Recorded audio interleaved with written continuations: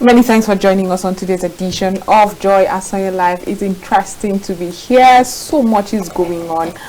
Recently, we attended, a lot of people from Nigeria especially attended the Summit of the Future. That was in September, where it produced an intergovernmental negotiations action-oriented pact for the future.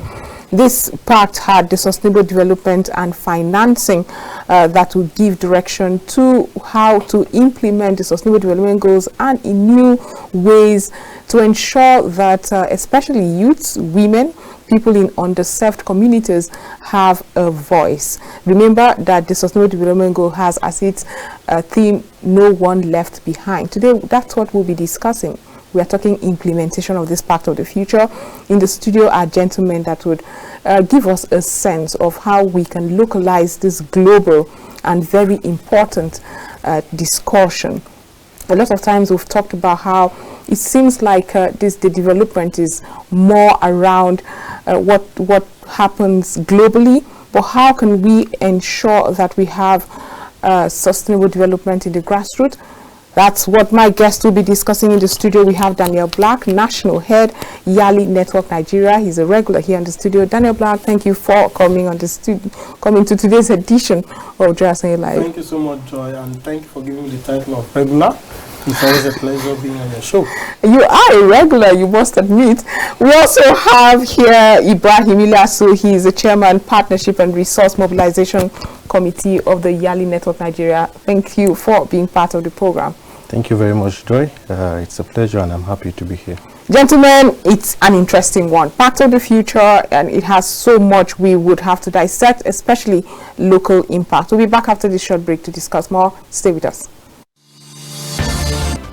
Welcome back from that. Like I said earlier, we have Daniel Black, we have Ilyasu in the studio. Now, very important conversations were done, pacts and protocols. As always, Nigeria was there to sign this pact and be part of this pact, but implementation is always the problem.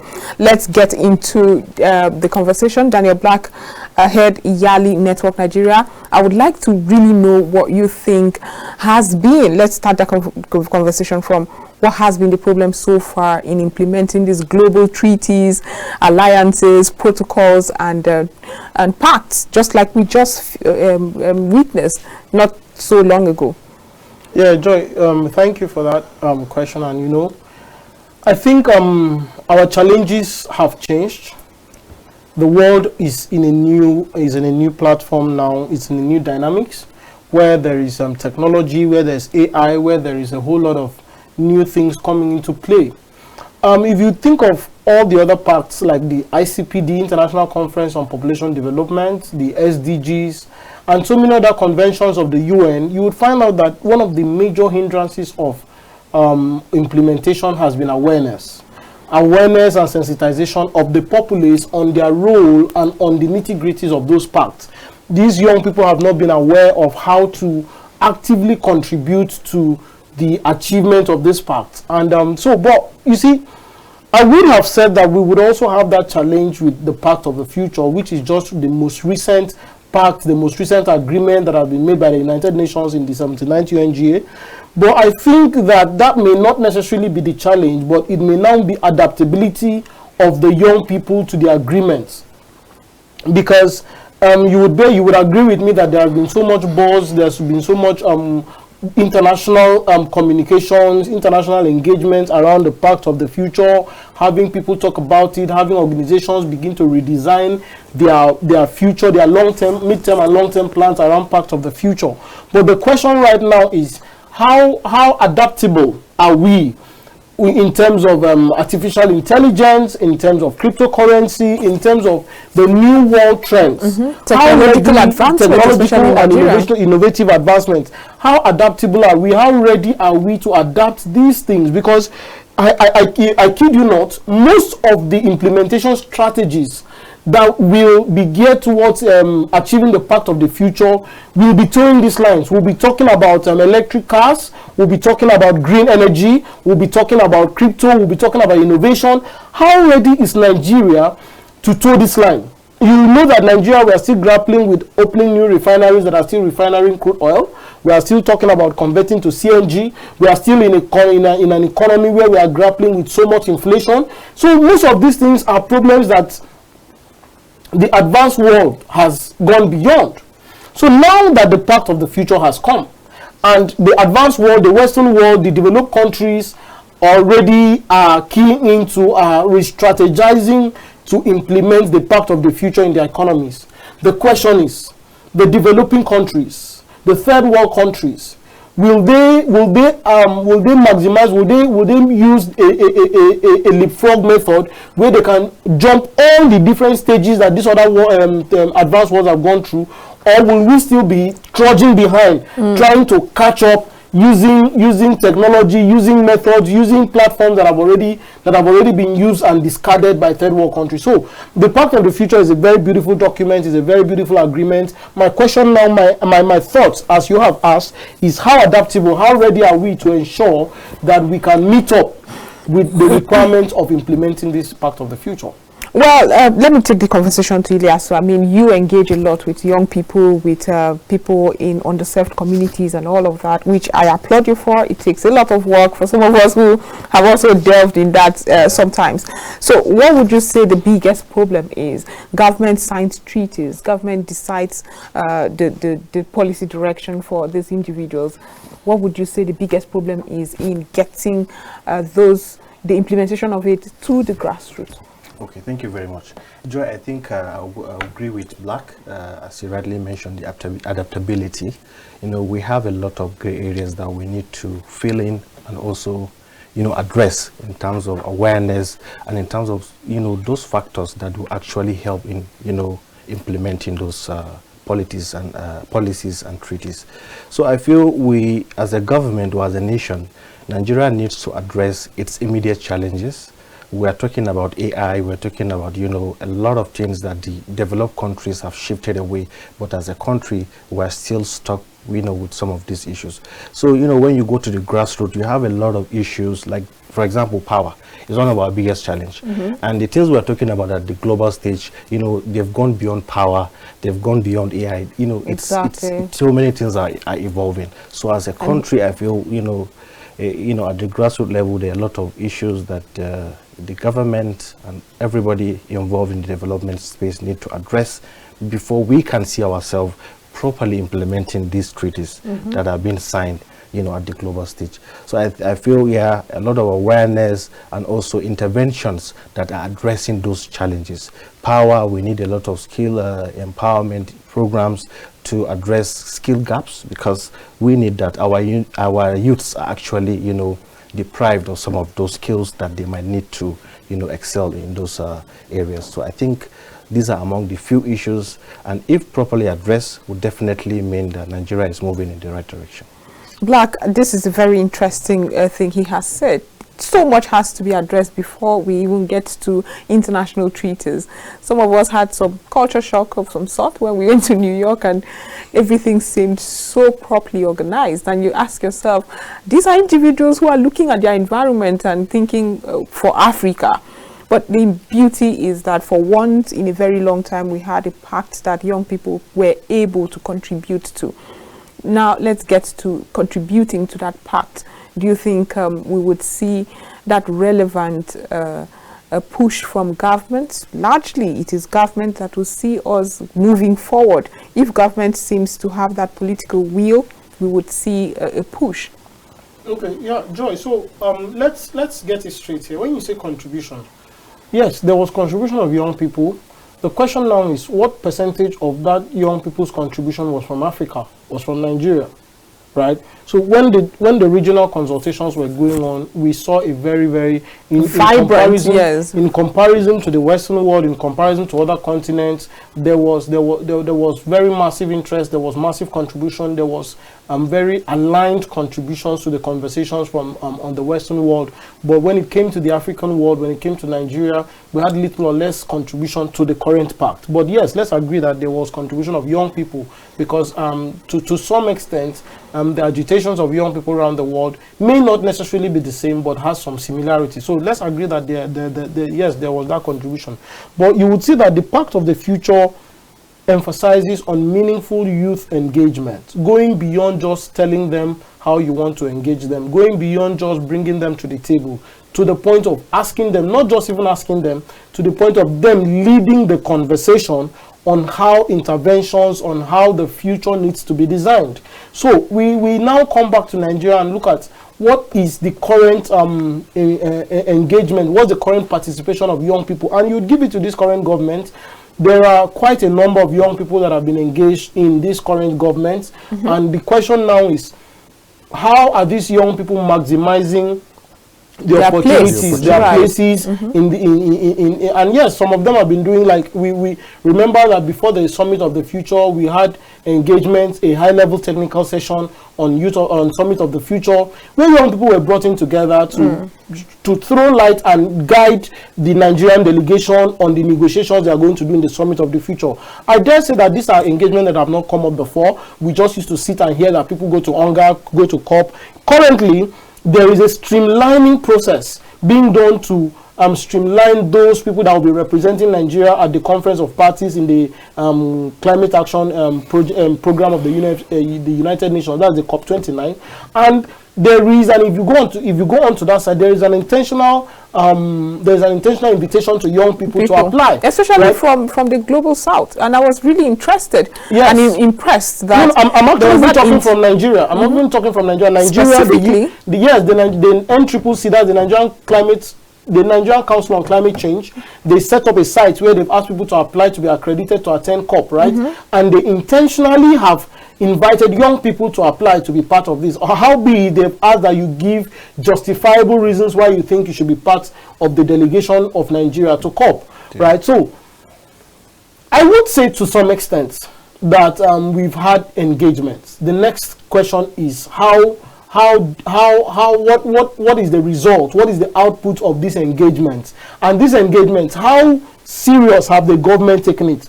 Are they just asking us of our opinions? Are they actually taking those opinions into thoughts as they are making their decisions? Are they? And that you see, the president in his last Independence Day speech announced the youth confab, where he wants to do a 30 days youth confab. So that in its own looks like a direction where you're listening to, you're engaging the youth. Now the question will be, after this confab, after all these engagements, how much of the opinions, how much of the contributions have you taken into consideration in your policy drive, in your activity? So yeah, I believe that so far so good, we've seen engagement. The question now is the output of the engagement. How youth friendly are the policies that will come out from this engagement? How much of this engagement will result in youth being meaningfully engaged in the system? That's a very good question. Unfortunately, you cannot pose that question to me. I asked the question. This is my talk. Now let's go to Ilyasu. Ilyasu, he also mentioned something very important, youth engagement. What would you say the reception of youth are in the very first place where these conversations are rife? Do we have young people who are interested in these conversations to hold government accountable, to show government that they are interested in policies that affect them? Have you seen that participation that gives you hope that, oh yes, we have the youth constituency ready to have government work? Yes, I think over the years we've seen a lot of shifts, from the past, where there were a lot of lack of awareness and participation. Recently we've seen, even among our network, yearly network, we've seen a number of youths who are ready, who are equipped, and who have the passion to move forward with this kind of conversations and bring about impact in their communities. Yeah, we have so many in Nigeria, and the platforms are there, just like Black mentioned. But we need to make sure that when the youths or the young people are given the opportunity, they maximize that particular opportunity and bring something out of that opportunity.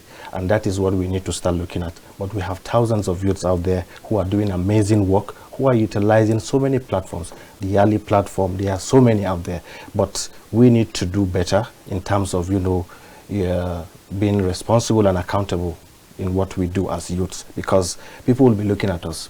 You might be given an opportunity as a youth to represent your fellow youths, and then at the end of the day you end up messing up. You get, and the next time any conversation is, holding around, giving another youth an opportunity, you've already sent a very bad message. So this is something that we need to be looking at. There are active youths who are currently working tirelessly in the development space, working tirelessly to see that they, bring impact in their communities. But what we need to do better, just like Black said, how do we address this issue when we are being, given that opportunity to bring about change? What do you mean by an opportunity? Because when elections come, not only elections. Because let's just paint the scenario of our leadership process where there's elections, and we see that we do have young people do have the numbers, especially in Nigeria. Young people have the numbers. Often they have the energies to push elections. They're the ones who, unfortunately, if they are pointed towards the ways of vices to ensure certain individuals win elections, they are the ones who push all of this. We have the leverage as young people to say, I make or mar anybody's ambition. Yeah. What do you then mean by opportunities when we have the leverage and we could sit at that table to say, you know what, I no longer want these same old faces if the youth unite? So I would just like to know if we are taking advantage of that leverage we have. We're not really taking advantage of that. And for those, the little, the few that were given that opportunity, we've seen over the years how they've, fumbled while executing those tasks and opportunities. You can agree with me, Black. Recently, we saw a scandal, involving one of the youths at the National Assembly. And those are the kind of things we're looking at. Where was I? What scandal are we talking about? By all means, let's expose any scandal. Sorry. Just to chip in there, you would also agree with me that both the scandaler, and the scandalee are young people. Are young people. So please, by all means, go ahead. For those who may not know what scandal means, I think it has gone viral. It's all over social media, where one of the House of Representative members assaulted a bolt driver. Oh, okay. It's viral, that's another conversation we'll have to. So you see, those are the kind of things that we as youths, when we have that opportunity and we tend to display those kind of behaviors, it sends a very bad message. And the people who have the power and the ability to guide us will definitely feel discouraged to do that. And that is why I always say, when you are given the opportunity, just make sure you do the right thing, and definitely the youths will rally behind you. But it might surprise you to see that the moment you get an opportunity, when the election cycle comes back, the same youths will be the one who will fight you because you've not treated them well, one way or the other. I'm sure Mr. Black can relate. I wouldn't know that you were pointed out to relate to I want to point out something, right? Because by the time young people that come into leadership powers do fumble or some kind of make mistakes, let me call it make mistakes, and we begin to say that those are reasons why the young people should not be given opportunities, I think it is wrong, because we have millions, we have thousands of examples of older people that have done worse things. We have had situations where snakes have swallowed monies. Monkeys in Nigeria have swallowed money. Monkeys have swallowed money. We've had very gory tales and very laughable situations where people become sick automatically because they've been invited by court. And these are the so-called elders that have done these things, and we have not used that as the basis to say they are unqualified or ineligible to be in this position. So I think these mistakes and of some few young people should not be reasons why we feel that young people are not ready, right?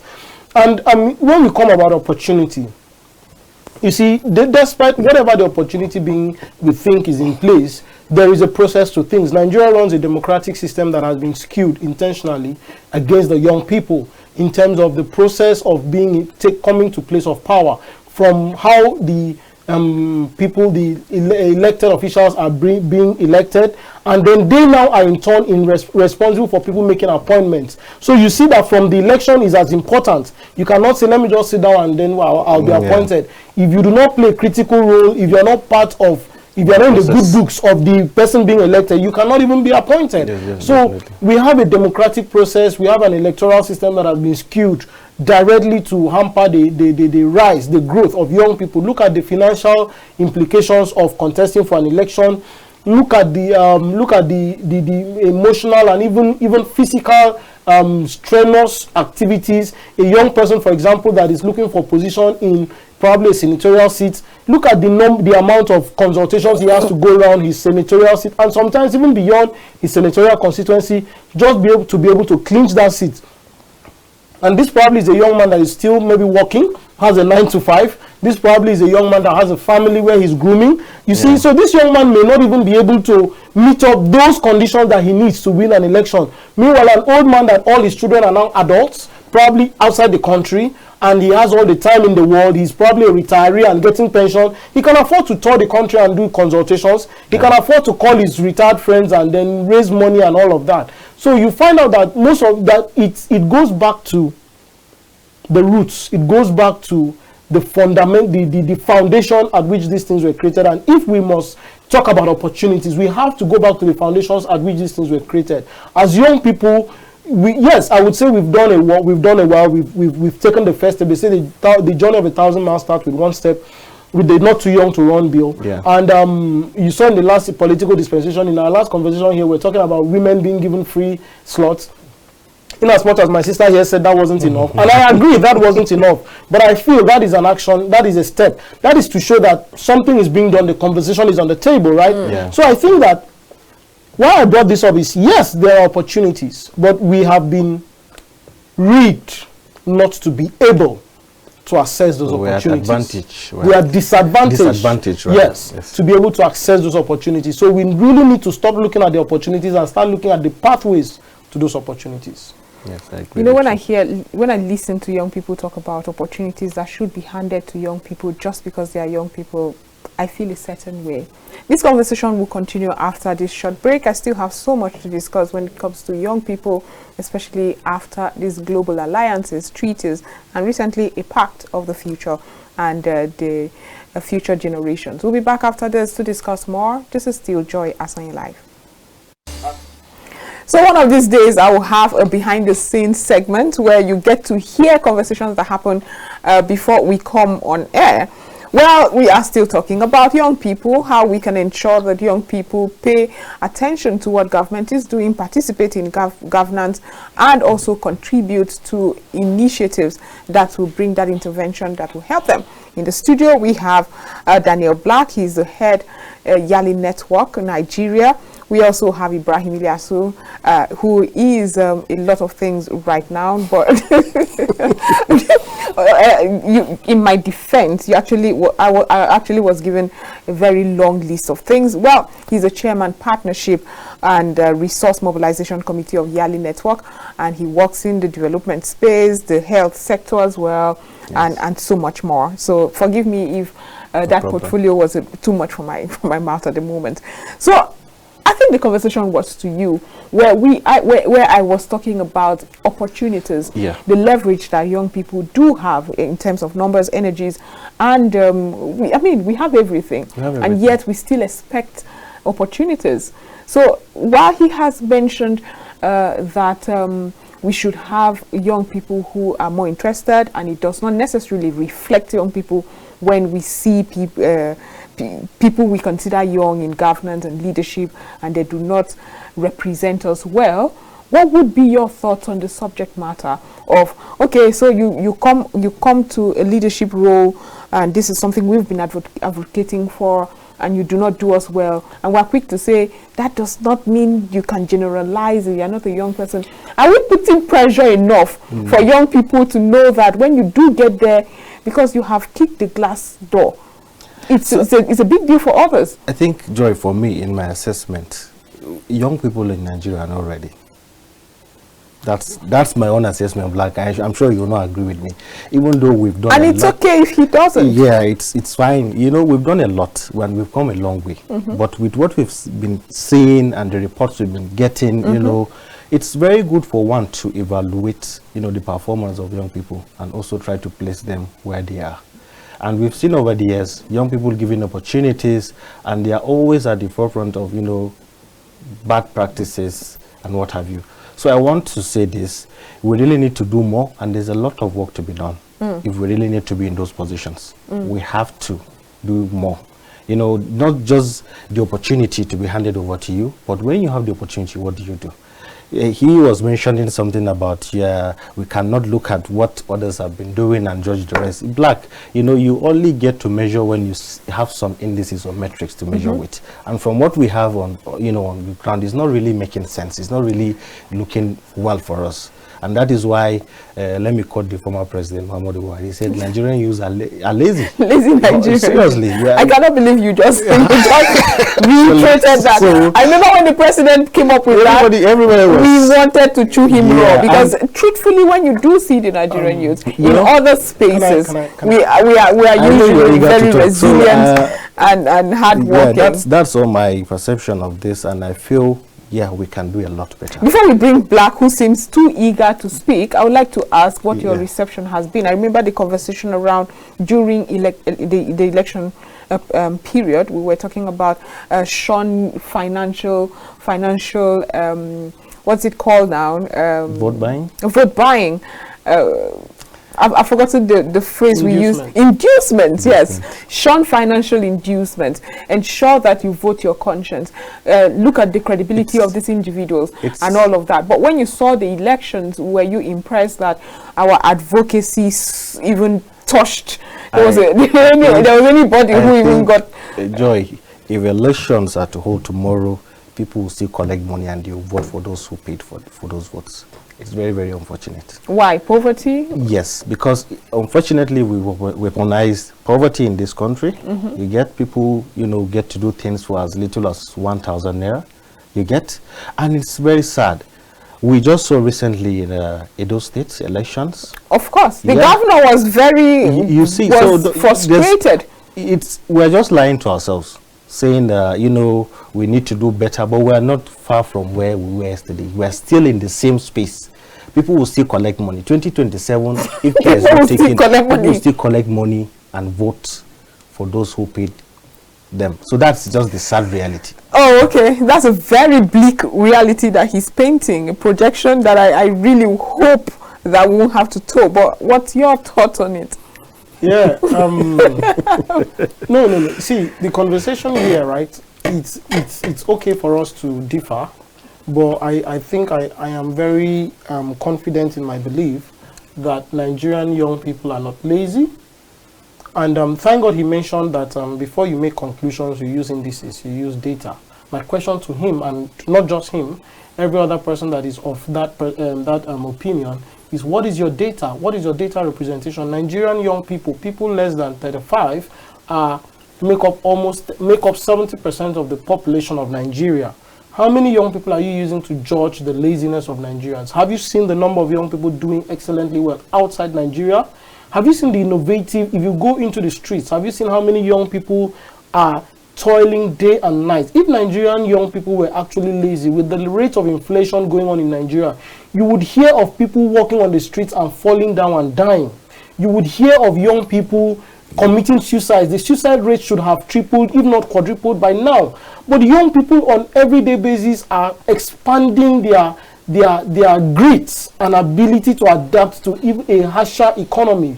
Young people are on the daily basis innovating and increasing their abilities. So I want to say that, like I had said in previously,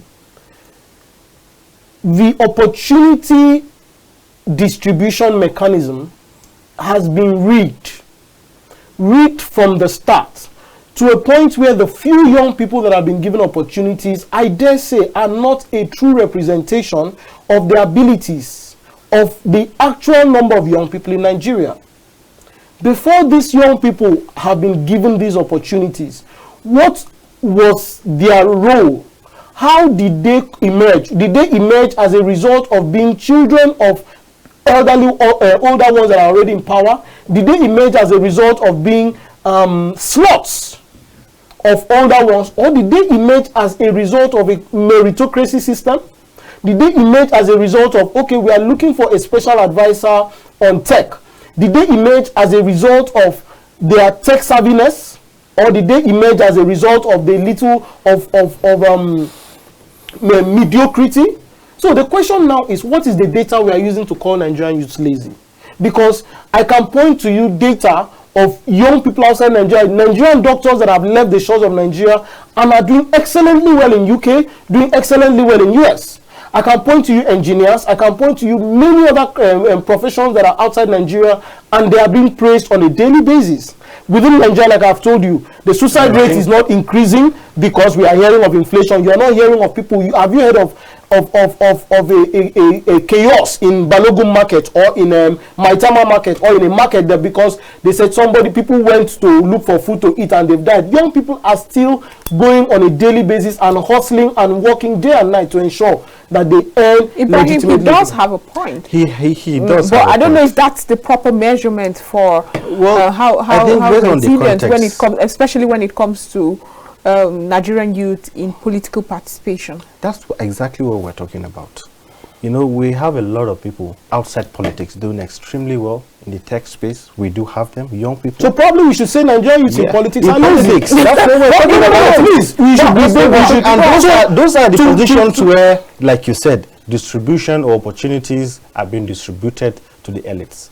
When you have the capacity outside political space, you can prosper, you can go places, the sky is your limit. We've seen children. I beg to disagree. But my question here would be economically, socially, religiously, otherwise, without government participation, without government encouragement and support, you cannot go places. If you're running a business and 90% of your revenue is being spent on power, 90% of your revenue is being spent on security, you're having to, even after spending so much on security, you're still losing. Flood is coming. Okay, so cannot make it. Now the question I have is, are we grooming certain individuals for political spaces? That is the question. Because it confuses me a lot when I hear that, okay, I'm seeing Nigerians in the health sector. When they're in Nigeria, they're doing a lot. They are faced with so much, and yet they push through. And when they travel out of the country, they're making us proud globally, right? I'm hearing in other sectors. Yeah.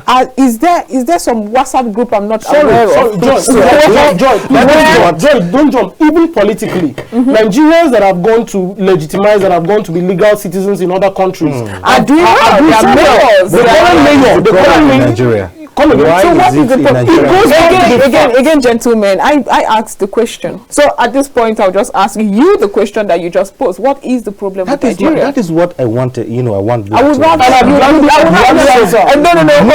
Please. At this point, I would really love you to attempt to answer the question. What do you think the problem is with Nigeria? In the political space, just like you mentioned, few individuals have been selected, you know, to be given those opportunities.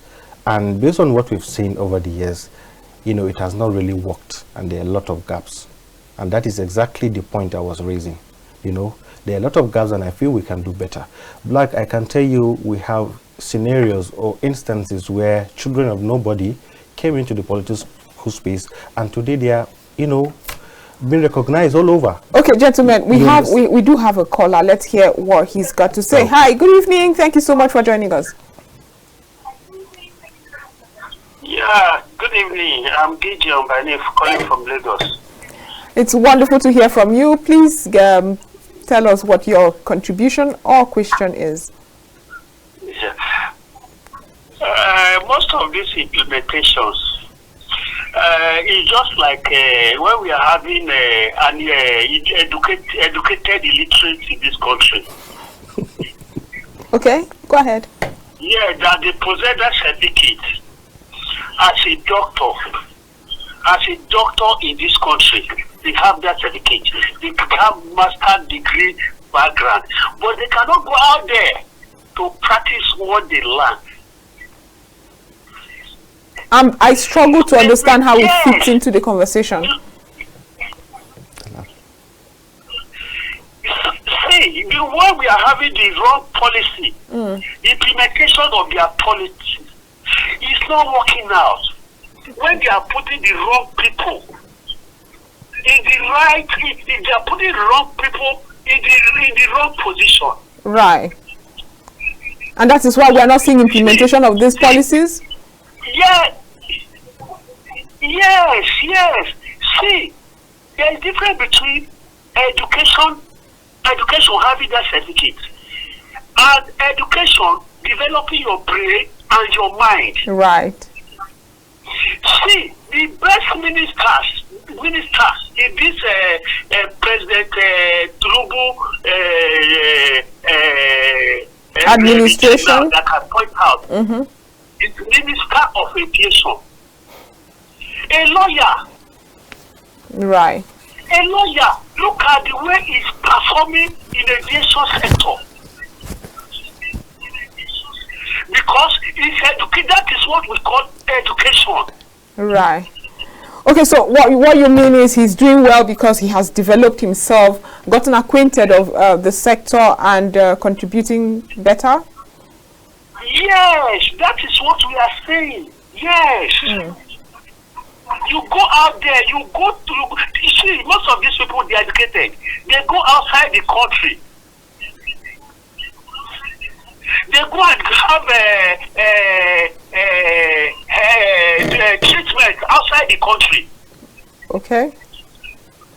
They still have Nigerian doctors treating them in US, Canada, UK. If they are still Nigerian doctors, so when they could have gotten that intervention right here in the country. But in this country, is zero. Primary health care is zero. Okay. And they are putting paper. Most of what we are doing in this country is just paperwork. Paperwork. Right. They don't put it to practice. They are not implementing what they put down. Okay. Mr. Gideon. That is why I call all of them. They are educated illiterates. They don't acquire that certificate. They are not qualified to be there. Right. Thank you so much, Mr. Gideon, for your contribution. Thank you for that. Thank you. Yeah, thank you. Educated illiterate, he calls some young people, I think. I'm not at this point sure if he's referring to the cabinet of the president, because he somewhat referred to those in power and made reference to the Minister of Aviation. He called them educated illiterate. Is there a reason? I mean, he was trying to respond, and I know you were itchy to respond as well. Is there a reason why we have this educated people with all the acumen, the certificates, but only thrive when they leave the shores of Nigeria? Are village people the reason for that? I know you had the opportunity to speak, but let me just add before you take it to him. Would you allow that? In line with the last okay, part. let's hear your thoughts. In the current administration, can we take another call before you respond to that? Good evening, and thank you so much for joining us. What's your name and where are you calling us from? Oh yes, my name is Alade Elo. I'm calling from Ondo. Please go ahead. Oh, thank you very much. I really want to appreciate this your program talking about the youth implementation into reality of our politics in Nigeria. Those that are there, they are privileged to be there because what it takes to be there, they don't have it. In their days, the number of people that have been educated, they are not as much as what is obtainable today. Okay, so there's competition. Yes, as such, even they that are leading us, they don't have what is being convocated out of higher institution on yearly basis as it is. Okay. Now, as it is now, if anybody is coming from a perspective that the youth are not developing themselves, I can tell you that is not true. Okay. The problem we are having is unenabling environment that is bedeviling the youth. No electricity, nothing that prepares the environment for the youth to strive, even not go into place of leadership. There are things we can do and will be a leader on our own and contribute meaningfully to the economy. Okay. Then the fraction of us that are given privilege to lead, they will go there and give their best. As far as I'm concerned, the Kiyama of today is within the bracket of the youth. Okay. So thank you so much for your contribution. We would also address that. We'll address that in a minute. Thank you. So I think just like okay, so we have yet another caller. So let's hear from him before you respond. Good evening. Thank you so much for joining us. Are you there? Kindly turn down the volume of your TV set or the device you're listening to us from. so that we can have a proper conversation. What's your name and where are you calling us from? Benga. Okay, Benga, go ahead.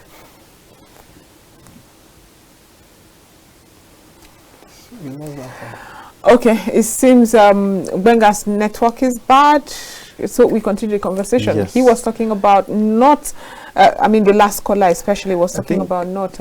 Yeah, I agree with the last caller, and if you can remember, when I started my conversation here, I made mention to some of the challenges we're having, especially in implementing some of these treaties and policies that we have, and we need to go back to them. Just like you mentioned, power.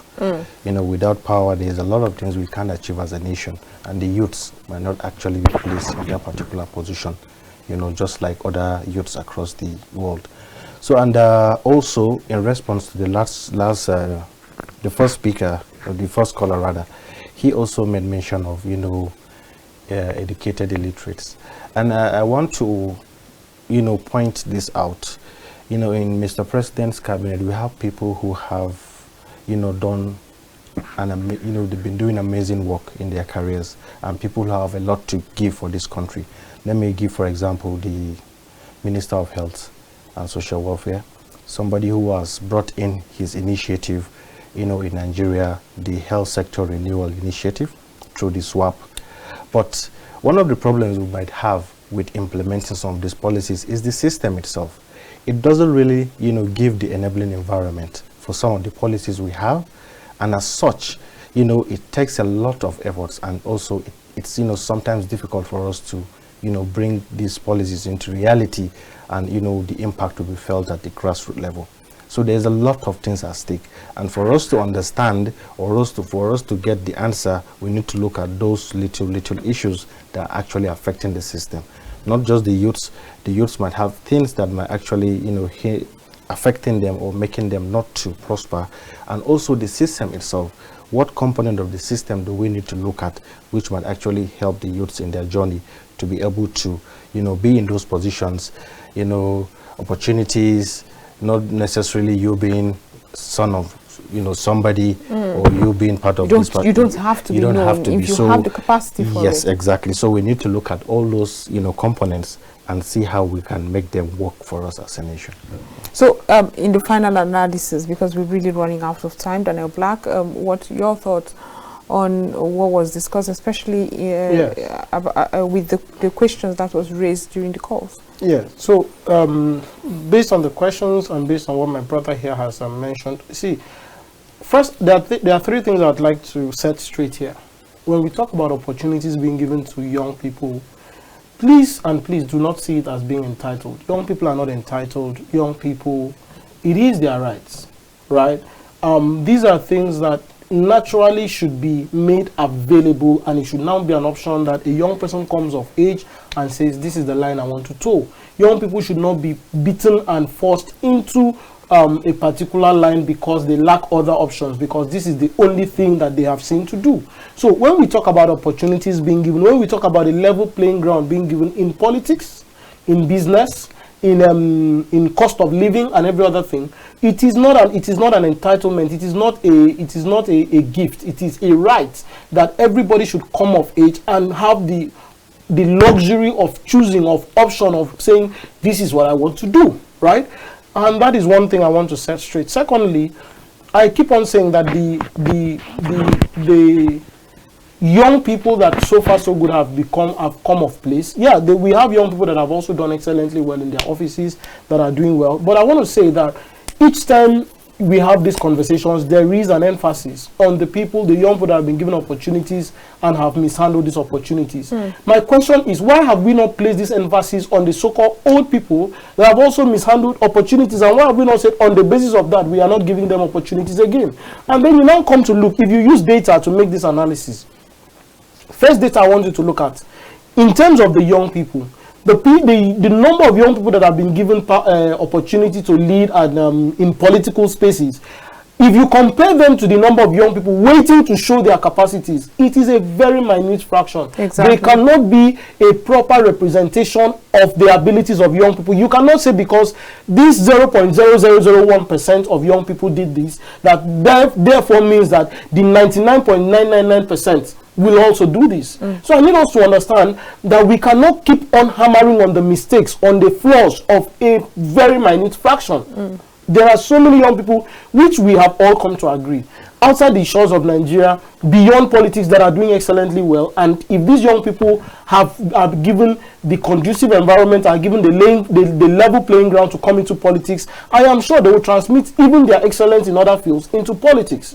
So, thirdly, I'll need you to be quick, because yes, I'll also have his thirdly, final the thoughts. dynamics have changed. The way the world was ruled, the way the world was governed in the 90s, in the 80s, is not the same way. We have new things, and unfortunately, it is the young people that are able to adapt to these new things, right? So it is time. It is no more a thing of should we or should we not. It is a thing of we have to give young people opportunities, because they are the ones that will be able to use Skype and have meetings with World Bank presidents. They are the ones that will be able to use LinkedIn to connect with global executives. They are the ones that will be able to use AI and generate fintech solutions, edutech solutions, agri-tech solutions, and make us leapfrog and be where the rest of the world is. So young people need to be on the decision-making table, deciding the direction, deciding the places to go, irrespective of whatever flaws that the minute few have been done. All right. So quickly, I'll just like you to address what he has said, because if we also look at the leadership structure, these older people that brought about the agitation for young people to come are also a 0.1% of the Nigerian population. And so if you go by that, what he said, it also reflects the older people that we're talking about. So who gives these young people opportunities? Who should say, you know what, come take opportunities? Joy, do you know what scares me the most in this country? You know, when you go to the grassroots and you look at young people, you know, and how they look at, you know, things in terms of, you know, leadership. You said we have the numbers. We have a lot of people who are doing amazing stuff. But why are we not taking advantage of the numbers we have? It means we are not really aligned. We don't really understand. Or we are not ready to take it. I am telling you, the moment we realize, you know, this advantage we have, we'll definitely get it right. But it's unfortunately we are not. You go to the grassroots, you see people, they are the ones rallying behind, you know, the so-called elites, and they are ready to give them whatever support for just peanuts. Right. So what does that tell you? Okay, advocacy, more advocacy. Yes, so we need to do more. And just like Leader Black mentioned, having people more on the table to discuss, let the young people be part of those conversations. You know, let there be more awareness, sensitization. And there are a lot of organizations led by youths doing that as we speak. But what we need to do is do more on that. Thank you, gentlemen, for being part of the program. We really have run out of time, but I must thank you. It's been very heated and interesting, even though I don't think we definitely got to a balance here. We still hold different. We have not exhausted the conversation, but time will not permit us to go further. Yeah. I must thank Daniel Blackhead, Yali Network Nigeria. Thank you for being part of the program and always having the back of young people. And thank you, Mr. Ibrahim Ilyasu, who Chairman Partnership and Resource Mobilization Committee of the Yali Network Nigeria, always charging young people to do more. It's been an interesting one. My name is Joy Asoye. We'll be back tomorrow with so much more. Have a wonderful evening.